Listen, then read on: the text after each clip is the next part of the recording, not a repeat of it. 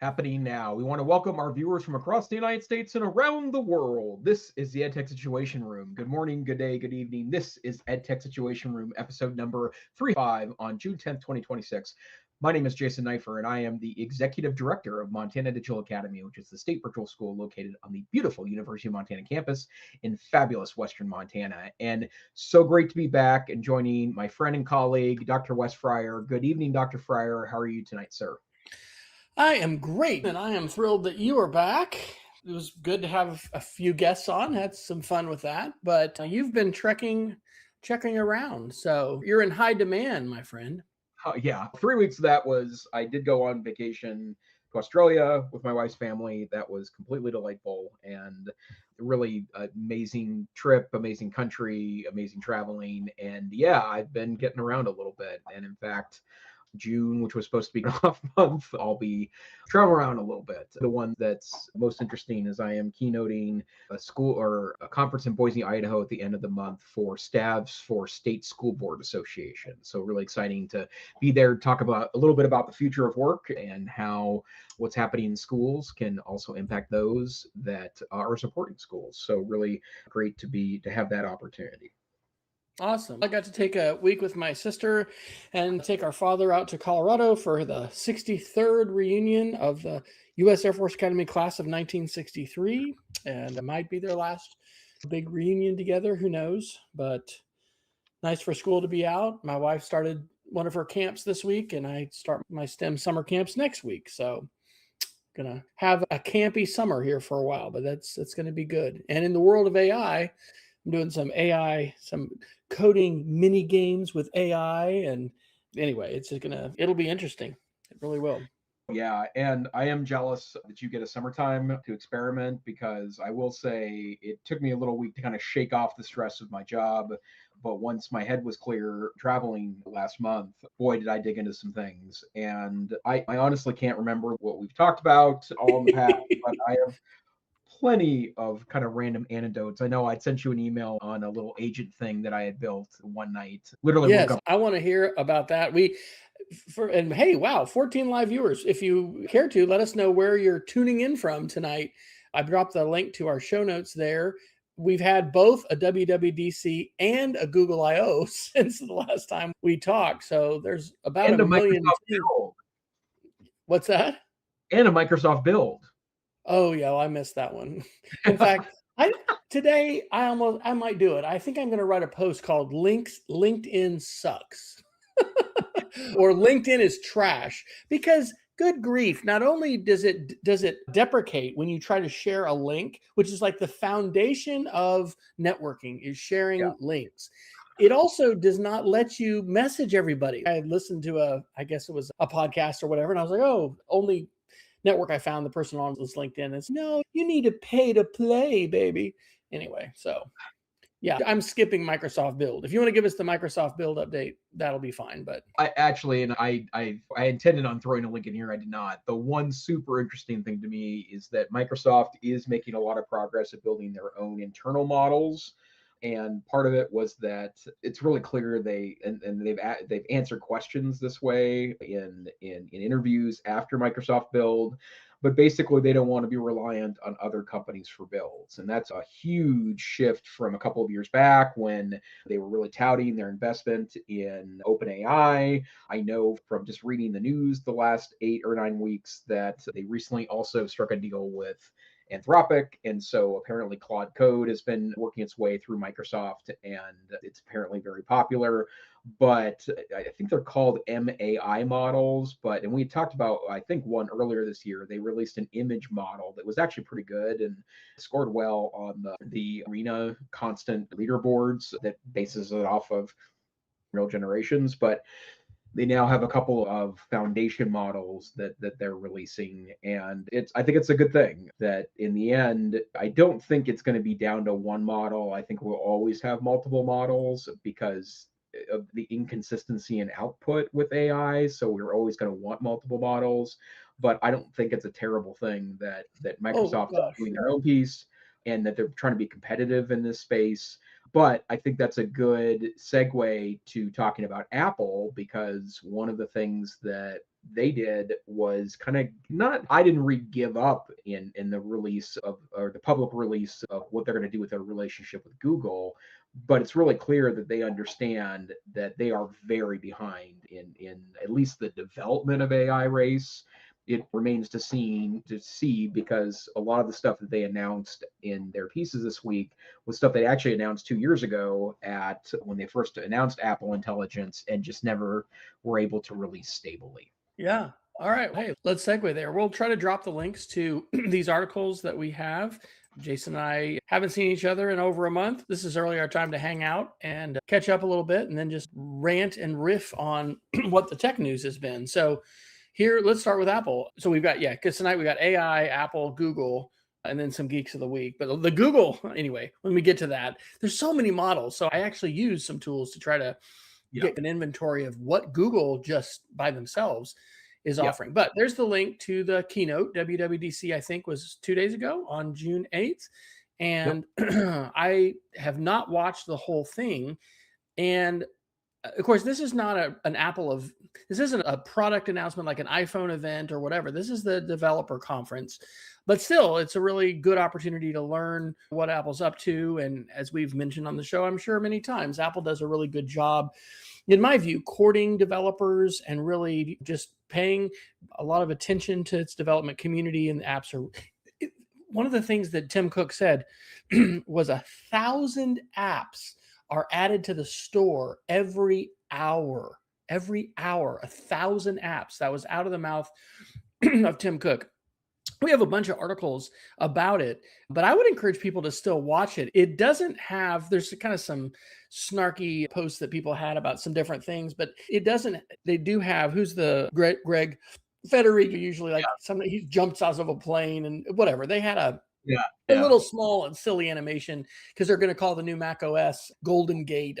And so sometimes I like the events to basically showcase best practices for presenting, but also the ways videography can be so powerful. It was interesting. And I'm going to teach broadcast media for middle schoolers this next year. Cool. And they had him, Federighi, talking and just walking, and then they would have the bullet points come up. So it's not like he's on the stage. But anyway, that stood out with me. I didn't get to the AI stuff. We can talk a little bit about the child safety stuff. But you want to talk a little bit about the AI side? Because my anticipation of this was Apple announcing partnerships that you're going to be able to choose the model. So rather than put all their eggs in the ChatGPT, OpenAI basket or whatever, that you're going to get to choose the model that you want to use on your iPhone. So yeah, a lot of interesting announcements there. And probably the major one is Siri AI, right? And so there's going to be an opportunity now for Siri to be reintroduced. And we've talked about this a little bit in the past.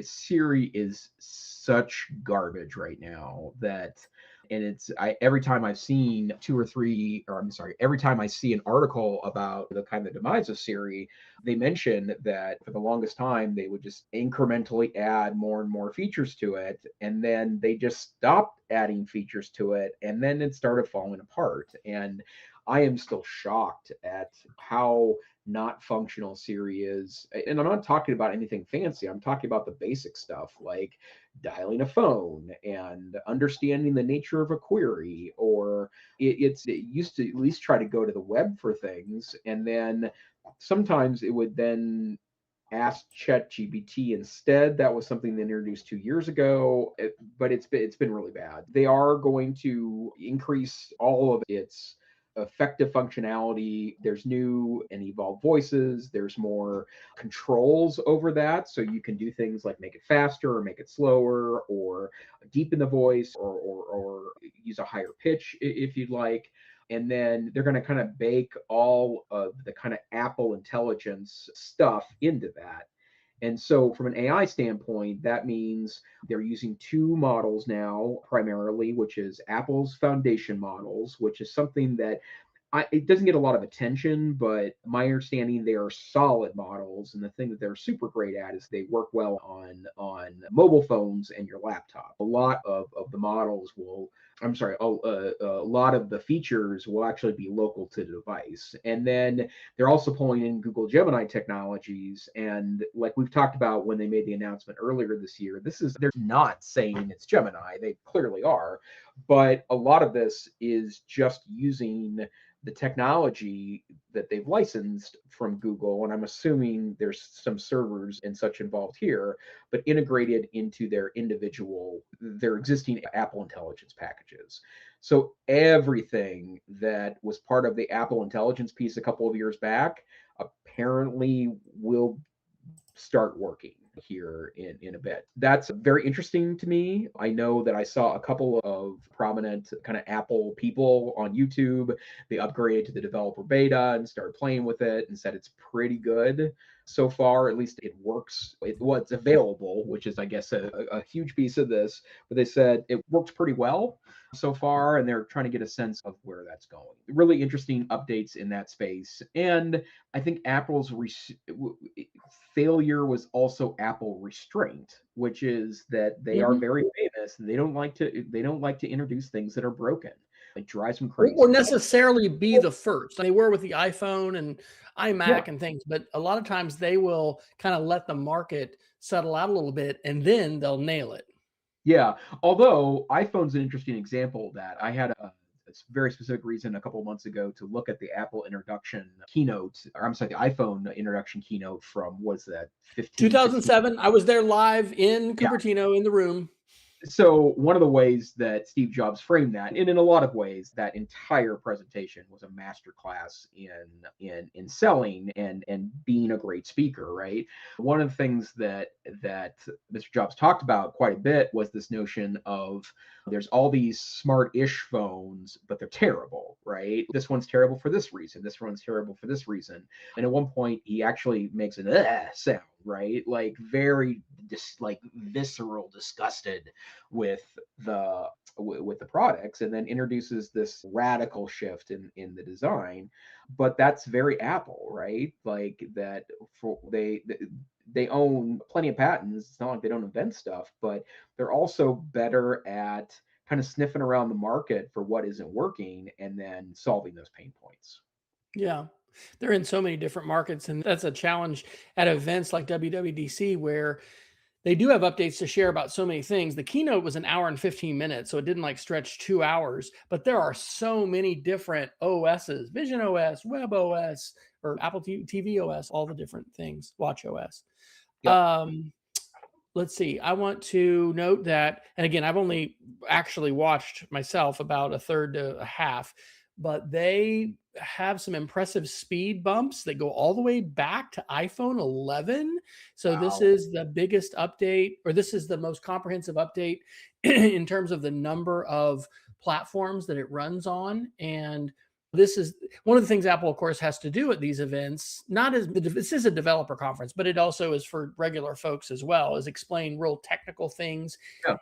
Try to in some clear language. And so some of the methods that they did this by is preloading data but just getting launch times up and transfer speeds, airdrop, and a bunch of those kind of things, which I thought was good. But the number one thing, and this is the EdTech Situation Room, so impact for the classroom, involves screen time and child safety. So I dropped the link to Apple's new child safety website. I also dropped the link in the chat for their official Apple newsroom post about the whole event. There is, and we've talked about this some, but a huge backlash that is continuing globally against screen time. A lot of it, not all of it, but a lot of it fueled by Jonathan Haidt in his book, The Anxious Generation. We saw it, and this is just my theory. I don't know this, I haven't run the data, but there was a sizable reduction in enrollments in many of our technology and computer-oriented programs, elective programs for next year. I think some of that, at least at the middle school level, has to do with this backlash. And so what Apple spent at least 10, maybe 15 minutes of the keynote doing is really speaking directly to parents. And of course, Apple wants kids to have devices, but their encouragement is to really limit kids having devices until they're 13. And then when they do, really use the tools that are available to keep close tabs on the things that they download and use, and then also just who they're contacting and all that kind of stuff. One of the biggest changes that I've just seen, and I haven't run this, and our kids are all out of the house now, so I'm not having any child accounts, but you can convert any Apple ID to a child account. That's important to do. But in addition to time allowances, it comes with categories, and you can have time windows and then also time allowances by app and stuff and screen time schedule. It'd be nice to be able to, I don't know, set that. I think about a family that has a lot of kids. I don't know that there's a dashboard, but you can do that by device, and they're giving more options for that. So I would say for all our educators out there who might be listening to this, a really good parent university session to offer as a school, as a tech department, an IT department, would be to talk about screen time and talk about limits and talk about the tools that are available. I think, because this is still beta, right? This OS isn't, I checked today and I can't download it. I'm not on the beta version. Yeah, you have to, in fact, it's the developer preview. So yeah. So this, yeah. But by fall, by perhaps August, September, it's going to be out there. And so I think this would be an excellent thing to offer to parents. And I would really say and encourage everybody to advocate for a more nuanced view of screen time rather than binary. It's either bad or it's good. There are all kinds of ways to use our screens. FaceTiming or video conferencing with grandparents, it's a great thing to do, even with young children. And studies have shown that kids know it's not just a recorded video, it's live, it's really grandma. There's all kinds of creative things that can be done. And so Apple, in my view, in this keynote, is making that case for the creative and the beneficial, the learning uses of these apps and these devices. But they're also really leading aggressively in this era of child safety. Of course, one of the things they didn't talk about, and I didn't put it, I guess I did. I didn't. Yeah, I put it in here, but I think I put it under Google. So this is Tech News Weekly on the Twit Network from June 4th. The title of the session is Inside a High School's Deepfake Nightmare. And this is talking about this app that was in the Apple App Store. So it was an approved app, and it was one of these that high school students used to create nude photos of their classmates. And so this tells a story, and this was deeply reported by folks on 404 Media. And that article is called How Deepfakes Tore a High School Apart. That was by Samantha Cole on May 21st. And I'll drop that in the show notes, and then here is the link. In this world of AI, in this world of devices, lots of exciting possibilities, lots of challenges. And one of the things that's important to know as a parent and just an Apple user is just because the app is in the App Store doesn't necessarily mean it's wonderful. And even if it's rated for a younger audience or whatever, think about that. 1,000 applications per hour every day, 7 days a week being submitted. What a tremendous challenge the folks who are vetting these apps have. And I'm sure they're hopefully using AI tools, and hopefully that's getting better, but it's an incredible challenge. And the world of deepfakes and the challenges that cell phones pose are going to continue to make news and headlines, and we need to know about them. I do not think we need to throw away our phones, and I think it's important that we help students learn how to use them responsibly. And that's not just a teacher issue. In fact, it's probably even more of a parent issue than it is a teacher issue. So any of your thoughts about that, Jason? Yeah, we're going to be talking about screen time for a long time, I would suspect. And there are laws being passed with hard limits on screen time in schools, and starting to be, I think, a significant backlash against technology.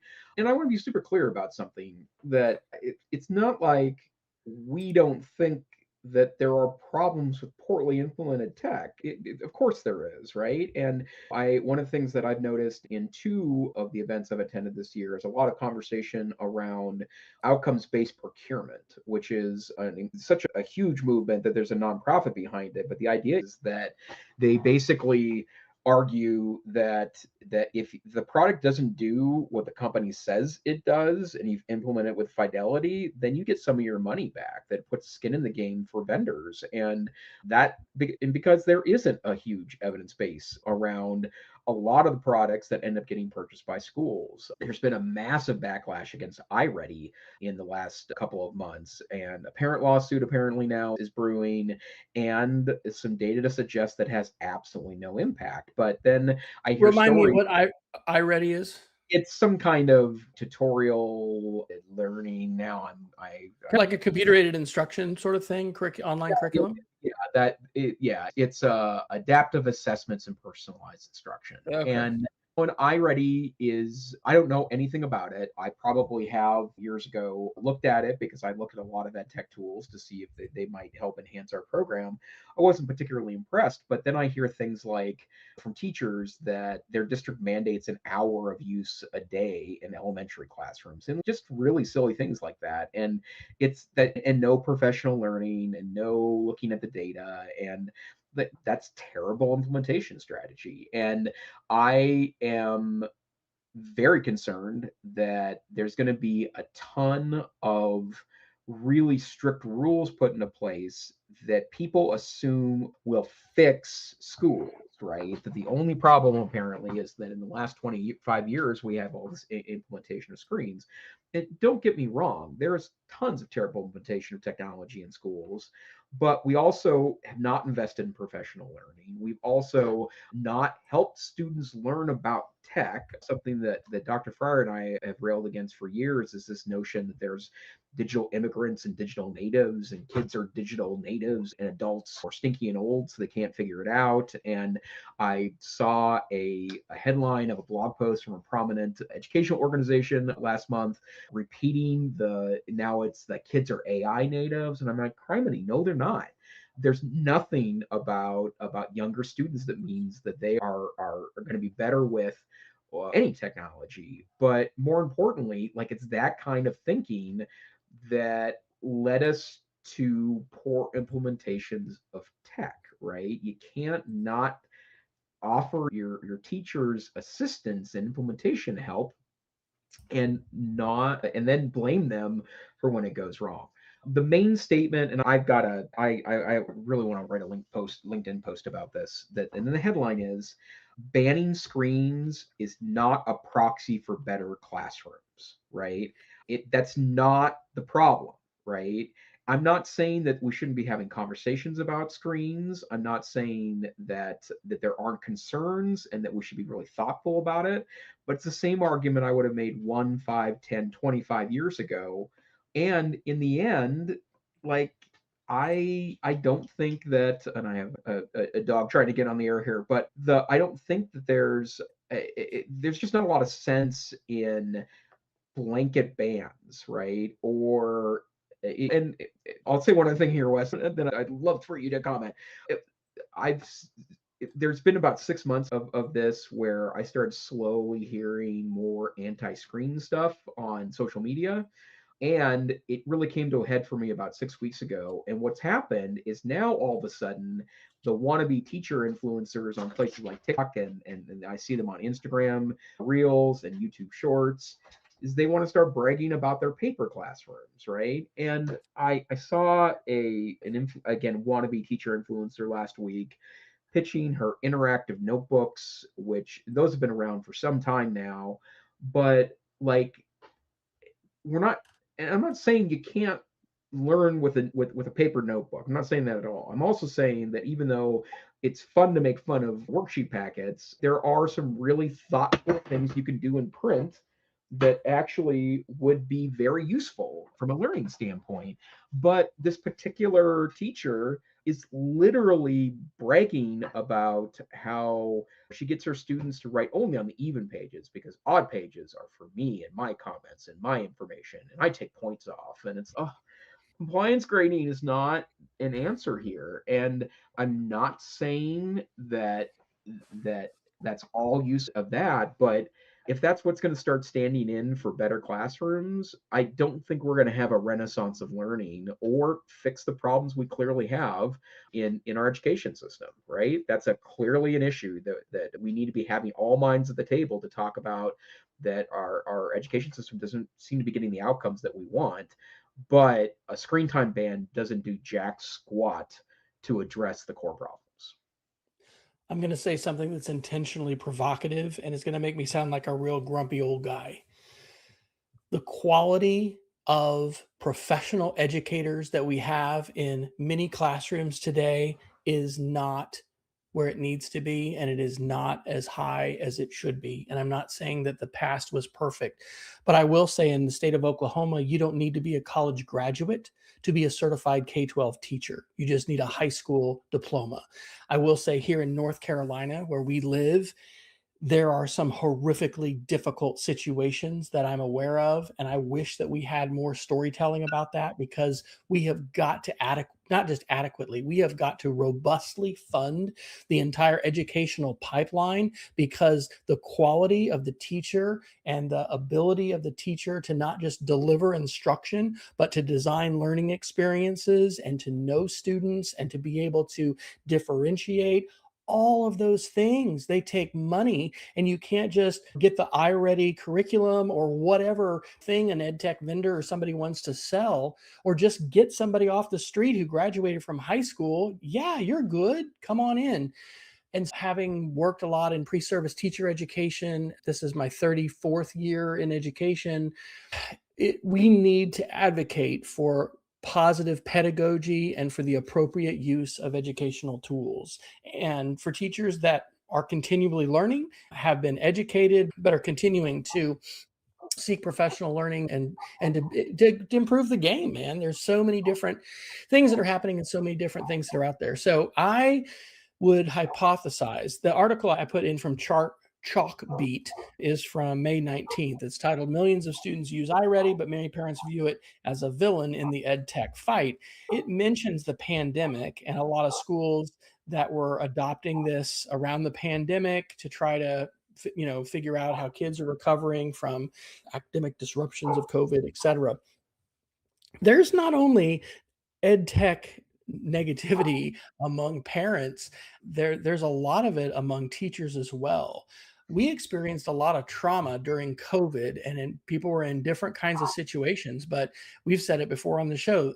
I like to say emergency remote learning. This wasn't distance learning. This Yeah, wasn't best no, practice distance or hybrid learning. This was emergency remote learning that, like, literally millions of students and teachers were thrown into.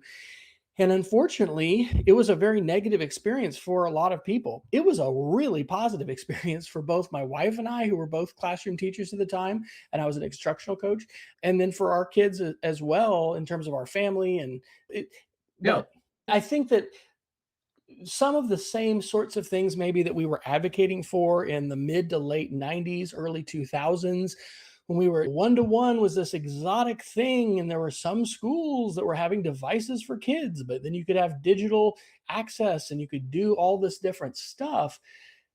There's a lot of folks who didn't live through that and who don't necessarily embrace a pedagogy that is, I think, truly student centered and that really is developmentally appropriate. And the list can go on and yeah, on. So I think that we need to continue to pour into teachers. I think we need to pour into pedagogy. I think we need to call out curricula and mandates that are dumb.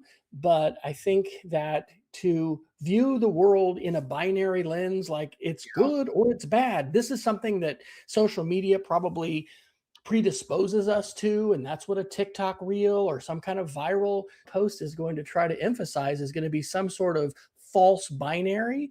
And I think that we in education need to strongly oppose screen time bad, because that binary is false. yeah. I couldn't agree more. And I would also say too, just like the AI conversation, I think AI good, AI bad, those are there's a truth somewhere in there, right? But chances are it's not 100% in either direction, and and we don't have the luxury of either, right? Saying all AI bad that isn't going to stop anything, and saying all AI good makes you blind to risk. And so it's nuanced, and we have all these nuanced problems in an era where nuance doesn't really seem to be the order of the day. Look at industrialization. Could we have said industrialization bad? Is that what the Luddites were saying?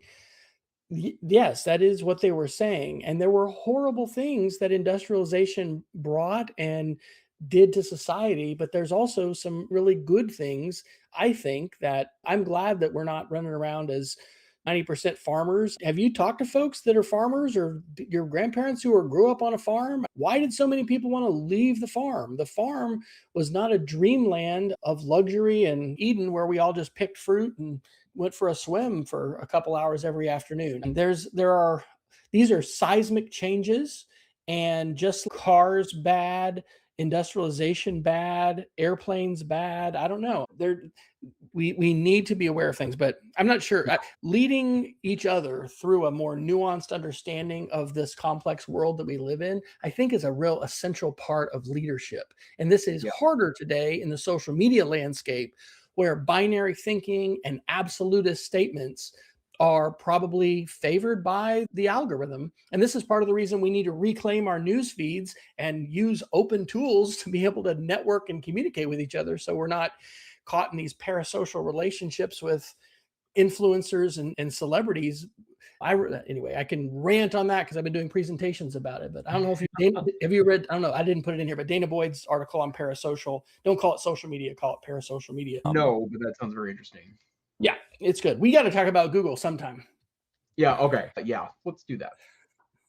All right. Okay. This I will admit, and I think that AI attribution is one of the most important things that we can model as teachers, and we can encourage our students to do in the school year and moving forward, because we need to be having conversations that are nuanced about AI, not just good and bad. And if we don't fully document and attribute what we've done and how we've used AI, it's impossible to know how impressed or unimpressed we should be with the product that's being presented and what thinking happened. So I took two podcasts, the Tech News Weekly podcast that I already mentioned, Inside a High School's Deepfake Nightmare, because that really goes into Google I/O quite a bit. And then another podcast, which I'm going to have to try to find, which I took the transcripts and then I told Claude, can you use these transcripts? I want a list of all the AI platforms that Google has right now. What's a category for them, and what's their link? And so it gave me 9. And I'd be curious, Jason, if any of these are new to you or which ones you've used. I'll try to put them. There's a limit in text of how much we can put in a window. Hey, it actually let me do it. So there's the first 4. The AI mode of search. This is such a big deal. The search window is bigger. It hasn't been enlarged since 2001. There's all this AI functionality that you can do right inside the search window.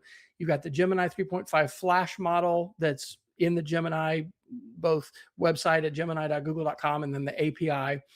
The Omni model is this multimodal model that you can create from any kind of input, start with video, start with text, create multimedia basically, and that's a DeepMind model. I have not used Creative Flow yet. It's now AI's Creative Studio, or Google's. It's a unified creative studio for generating images. It's in labs. I need to start playing with that. That's just the first 4.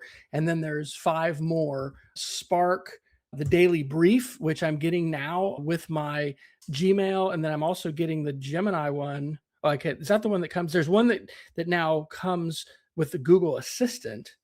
Yep. Antigravity is a development tool for being able to do agent-based stuff, agentic stuff, which I haven't done yet, and I need to. Project Genie is an incredible, make a snow globe of a world. You have to be on an AI Pro plan, which I'm not. And then the Gemini Intelligence in Android. So Google alone, oh my gosh, how do we keep track of all these? And which ones do we need to care about? I would say the search thing is the biggest deal, man, because all of us for years have been used to using Google and searching, and we've had the little AI overviews introduced, but now it is front and center. And this is part of the Dana Boyd article and other thinkers. Like people are arguing the open web is dead, right? Because of paywalls and because people are not just publishing on their own blogs. We're in Facebook and LinkedIn, and share a link on LinkedIn. You're not gonna get that shared very much. So people are saying the AI overviews, this is an AI in search is right now, if it's not an inevitability, like it's happening and we need to adjust to it. And I would say that's the number one biggest thing in the information landscape happening right now this summer that we need to get ready as teachers to be able to use effectively and help students, because the Google search of old is gone. Yeah, I absolutely. And there's been a lot of hand wringing about the Google search piece. And what I would say to everyone involved is that from a student standpoint, and in fact, I've heard of like some tech directors that are trying to turn off the AI search in Google because teachers don't want students to access it. Here's the deal. I don't think we were doing a pretty good job of teaching kids how to search in the first place, right? And we've talked about this probably dozens of times in the 10 years we've been doing the podcast, but people treat people act like a Google search is an information retrieval exercise, and it's not. It is a critical thinking exercise, because if all you're doing is typing a search term in and either reading or printing off the first three links, you are not using Google effectively or correctly. And I think that if anything, and the AI search is fine, I get incorrect answers all the time from it, but for in the same way that the critical thing about the Wikipedia isn't always the links, I'm sorry, the articles themselves, but the links that they cite. I do utilize that a lot, or utilize the AI search a lot to see what it's citing from. And then I go look at those pages if I don't like the answer that I'm getting. And I don't think it's that large of a change from a search standpoint. Now, one thing I am very worried about is the websites that are hosting the content that it's drawing from, right? And that, I think, and I'm really excited to read the Dana Boyd article about parasocial media, but the bottom line is that is something to be concerned about, right? If you have no reason to go to a website, that means you have no reason to look at ads. And that's what's funded the internet for the past 30 years. I'm not saying it's a good thing. In fact, I've argued against it a lot, that one of the mistakes we made was making the internet about free, and that has destroyed several traditional institutions around the world, not the least of which is our journalism system in the United States. But the bottom line is that if we don't have people going to websites, that means people can't look and click on ads, which means that we're going to have even fewer companies that are offering up information and services. Those are the kind of things I'm concerned about. One of the things that was mentioned either in that Twit podcast, or I'll have to find the other one, Google has, I think, doubled in revenue since 2022. It is going to be really interesting to see how this affects revenue and advertising, because obviously the companies, these are corporations, so they want to keep making money.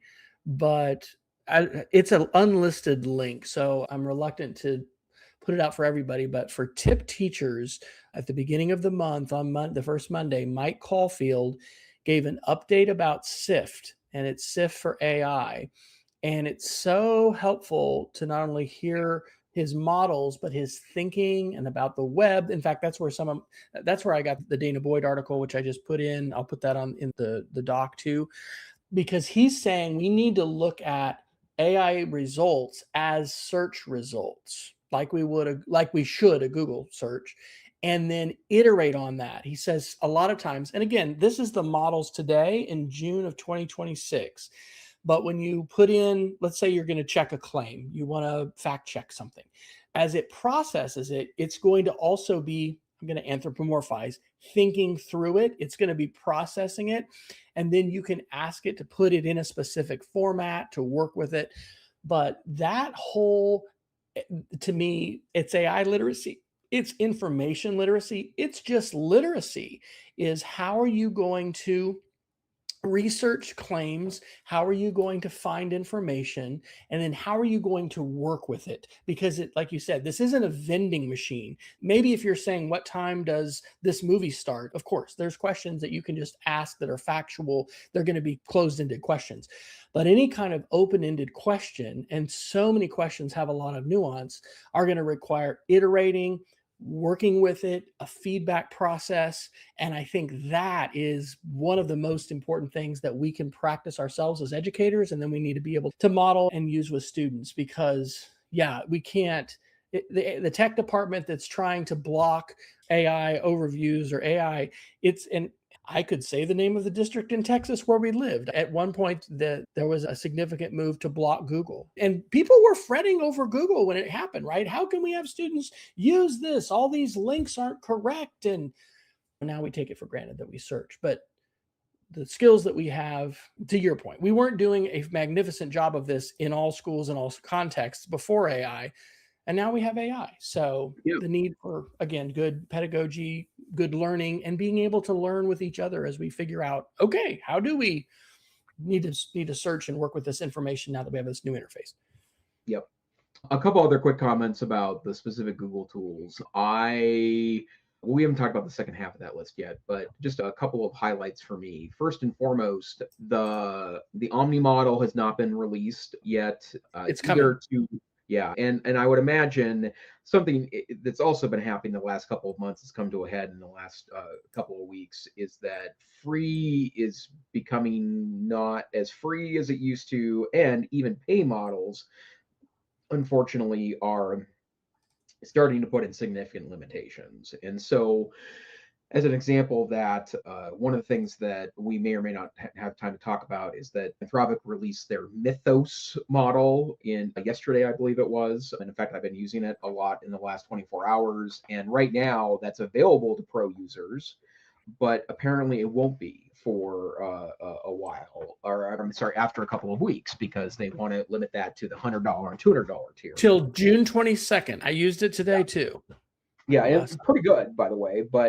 And you're starting to see Google start to limit things in their pro account, which is, I mean, there's a lot of ways to get a pro account for a lot cheaper than $20 a month with all the other deals they do. But they really want you to do their AI Ultra, I think is the $200 a month level. So you're going to start to see some of these things get paywalled to upper tiers. But really exciting that it's headed in that direction. The other thing I want to talk about on this list, actually, there's a couple things I want to talk about on this. Gemini Spark I think it's going to be really interesting because that, I guess, what has really dominated my brain in the last couple of months, ever since OpenClaw was released in January, I have been very interested in AI agents because it's the first time I've seen something that is not just about text, it's just not about generating stuff, it's about action on your behalf. And one of the things that I would say is that my technical knowledge on things like putting up home servers and running Linux and those pieces has dramatically increased in the AI era because AI helps me when I get stuck. And so this is an example of an old computer. This is a 5th generation i5 processor. And as Dr. Fryer knows, I have way too many machines sitting in my home. But so this is a minimum of a 11-year-old computer.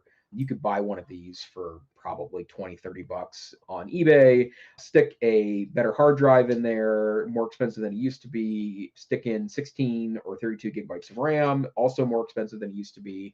This thing then turns into a really interesting home server that can run one of these agent platforms. My current one, and I can't remember if we had time to talk about this one or not past, but Hermes Agent is my current preferred platform for agents. It's a beautiful app that runs really well. You have to, or up until a couple of weeks ago, you had to use the command line to SSH into a server to use it. And there's a whole bunch of safety things you need to do to make that happen. But now they have a desktop app that you can install locally on your machine and then talk to a server in the background. And it's wonderful because it does things on your behalf. And Spark promises to be that agent platform. Unfortunately, the best they would be able, or the best they promise that it's coming soon, that annoys me a little bit because Google's also famous for announcing things that don't materialize, right? But that's really interesting to me. And then last thing, Wes, I would also encourage you to download Google Antigravity because their new version has a co-work like experience on Claude, but you can just sign up in your Google account or sign in with your Google account and get access to Gemini to do agentic things on your computer, like you can do with Claude Cowork. So you can just point it towards a folder and do really cool, interesting things with it. It's also an IDE, or an integrated development environment, which means it can code for you. But they are chasing Claude with their Cowork. And I would also mention too that Codex, which is the open AI coding agent platform, also will do agentic things now, right? So if you have a ChatGPT account, you can download Codex, install it on your machine, and then point it towards a folder and say, reorganize this folder, or look at my Obsidian vault full of markdown files and write an index file, or do a whole bunch of interesting, funky things. For you teachers that have the summer off and you're looking for experimental things, if you're on the nerdy side of all this stuff, I think it's a good summer to dig down deep into agents. Not that I think they will change your life or anything. They probably will at some point, for better or for worse, but it's a really interesting experimental space. It's still full of intrigue and danger, but mind blowing what you can get these apps to do. Okay, here's my Claude Fable story. So loved having Caitlin on the show as our last guest.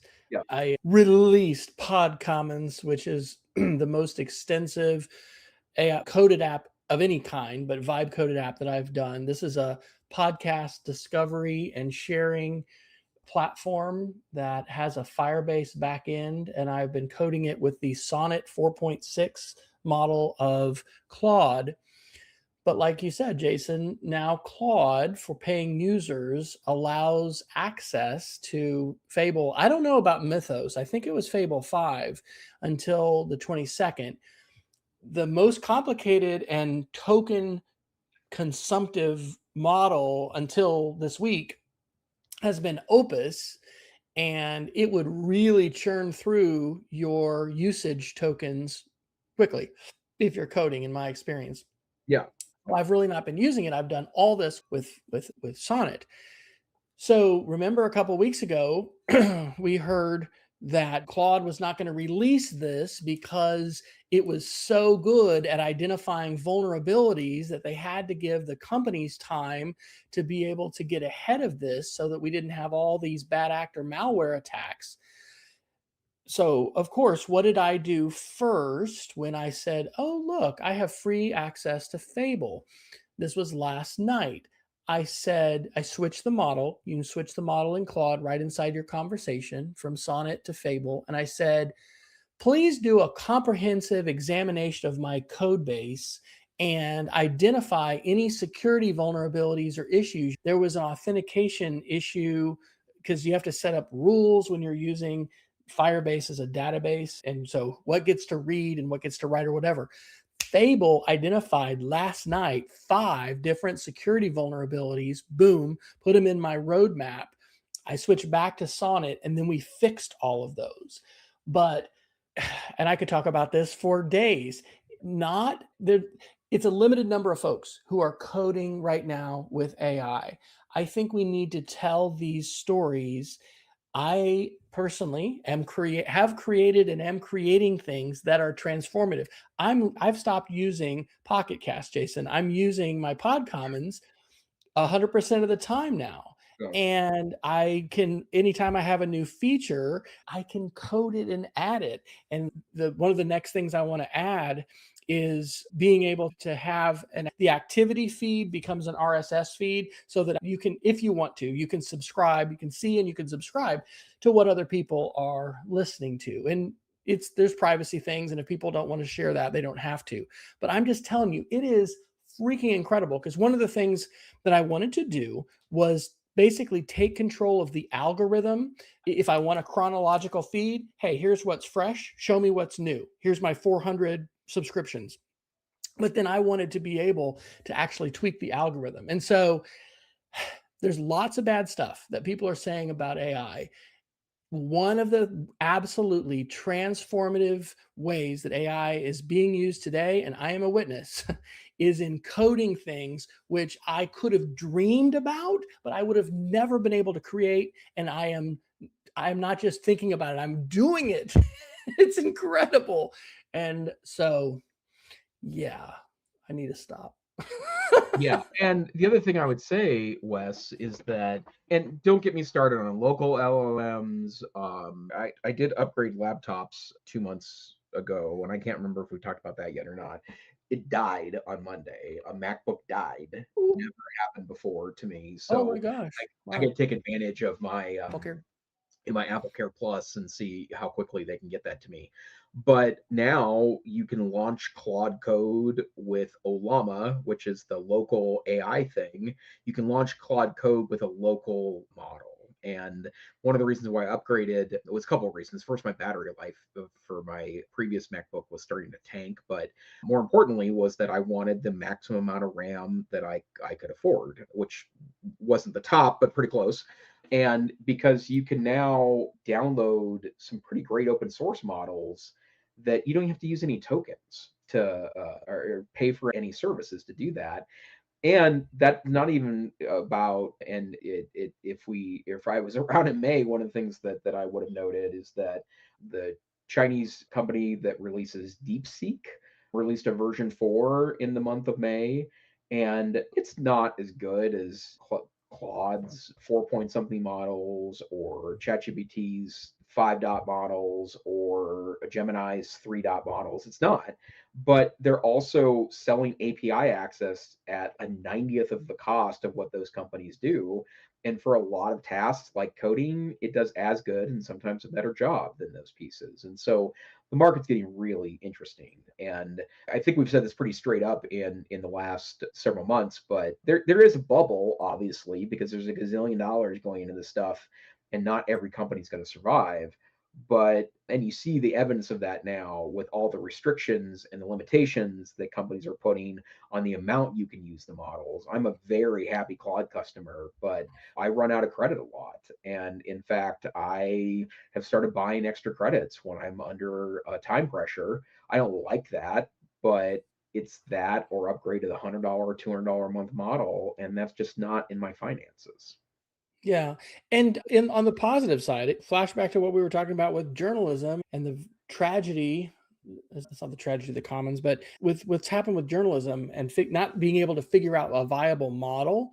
Yeah. I believe we want multiple players to figure out how to survive financially and provide these kinds of tools. I don't want to go back to the Stone Age where I don't have access to these tools. I don't think we're going to. I do think there's a bubble as well, and I think there's going to be a correction. And obviously, if I knew everything about economics and markets and things, I probably would be trading stocks and not teaching middle school as a day job. But yeah, I there are so many positive uses of these technologies. The hype cycle is real. Media literacy is so important. And these conversations, it's why I value the times we get to get together and toss this stuff around, Jason, because just processing the change is really, it's a big challenge. And it's something that we, on an ongoing basis, we've got to do it. So, and it's not, because it is not just about this model, that model, an Apple event or whatever. Woo, it's the new phone. But it's like, how does this then impact how we live our lives, how we teach our students, how we lead our schools? Because there are those kinds of implications. It's not, oh, look, my camera's better. Now I take a better picture. These changes are, they're massive, and the impacts are rolling out. So have you seen any of the folks posting about these Google AI educator? Because there's a few things this summer that some people I've seen on Facebook, I think. I Yeah, don't know I if you, have. And then the other thing is that I know that Google's released a bunch of workforce development related modules over out, and the condition of keeping them free is that they get used. So in other words, a certain amount of usage continues to get it for free for some time. And I have to say, there are lots of places to learn about interesting AI pieces, but yeah. grow.google/essential AI skills for everybody. Can you believe it? We have already talked for an hour. I'm afraid we must geek of the weekend and say goodnight before long. Yep, let's do it. Dr. Fryer, what's your geek of the week? Of course, I can't just have one. Free online conference coming up August 6th and 7th. I participated last year. This is Civics of Technology. My buddy Dan Krutka, who's at the University of North Texas, is one of the organizers. They still have, Jason, the call for proposals open until June 14th, and I'll probably put a couple in. But this was the conference last year that really made me think much more critically about AI. I probably ended up reading Karen Howe's Age of AI as a result, and lots of very good interrogation. The theme is against tech hype. And I do think, and we'll talk more about it on future shows, like the tech hype is real and we need to recognize that. And again, think about the implications for us. I don't view that in a binary way that, hey, it's just all AI bad. But that conference is coming up August 6th and 7th. Then have you ever seen this website, The Pudding? No. I found that this is amazing. This is probably one of the most amazing web design websites I've ever found. I'll go ahead and do a fast demo. I'll put the link in. This is just one example. These are really creative storytelling websites, basically. And this one is all about what made you happy in the last 24 hours. And so they took a lot of data, and you can click through this. A 2017 research project, more than 10,000 people shared their happy moments. And so this is a map-based representation. My boss left work early, so I left early. So that made me happy. The world feels quite precarious. And so I made this website. This is the author explaining it. So it's this whole categorized, basically ways to dip into these stories, whether it was serendipity, family related, career and work, education. And so you can step through, they give you a little tour of it. But oh my gosh, and this is just one example from The Pudding. There's all these fantastic examples of storytelling with very creative techniques. And so I'm like loving this. So that is called The Pudding, and that's probably one of my better geeks of the week that I've had, because I'm like, I want to spend time. That's a good rabbit. It appears to be a good rabbit hole to fall into. Yeah. And the summer's really all about rabbit holes, right? So I want to share one tool. Thanks, Dr. Fryer, for putting the Hermes agent in. And I do want to double down on the fact that you should not be installing this on your production laptops. In fact, I would, if you're the kind of person that hasn't your last generation laptop sitting around, or your school is giving away old laptops and you can install a little Linux on there, do that. And again, I'm mostly speaking to the nerdles among you. If you want to get into agents, Hermes agent is pretty great. The other thing I want to share is probably a year and a half ago, I shared Misty AI, which is a download application that allows you to use either local models, or you can bulk purchase through APIs, like from places like OpenAI and Claude and DeepSeek and all these other places. But they have actually released an agentic desktop app that is called Misty Claw, and it's pretty good. I've been playing with it for 2 or 3 weeks. It's only been out for a month. I think they vibe coded it. But it's basically kind of a cool app that you can, again, use a local model or an API to bulk purchase. There's lots of places to find relatively inexpensive compute to do this. And this is, again, it's a nerdle project, but you want something that's a little more accessible from an agent standpoint than spinning up a Linux server, then this is a good place to start. And I like the Misty folks. The Misty Studio app is something that I paid for an advanced license for, and it's been a real pleasure to use to experiment. And I think that Misty Claw will be in the same realm of interesting. All right. Dr. Fryer, where can people find you on the internet? You can just go to wesfryer.com, and I've got more links than you'll probably want to click there. How about you, Jason?